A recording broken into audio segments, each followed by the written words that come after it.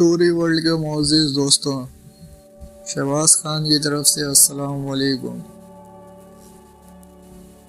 چیتے پر سواری۔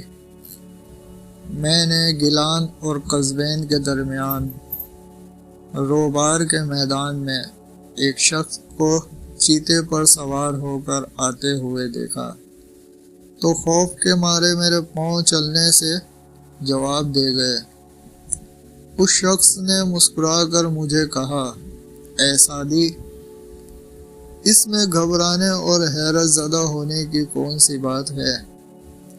تو بھی اللہ کا حکم سے گردن نہ پھیر، اللہ کی مخلوق تیری تابع دار ہو جائے گی۔ جب بندہ اللہ کے حکم پر عمل پیرا ہوتا ہے تو اللہ تعالیٰ اس کی مدد فرماتا ہے۔ پھر یہ کیسے ہو سکتا ہے کہ وہ تجھے دشمن کے رحم و کرم پہ چھوڑ دے؟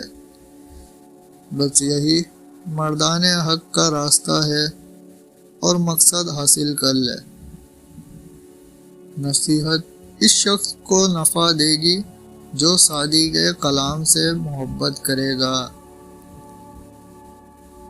اس حکایت سے ہمیں یہ سبق ملتا ہے کہ جب بندہ اللہ کا مخلص بندہ بن جاتا ہے پھر ساری خدائی اس کی غلامی کرتی ہے۔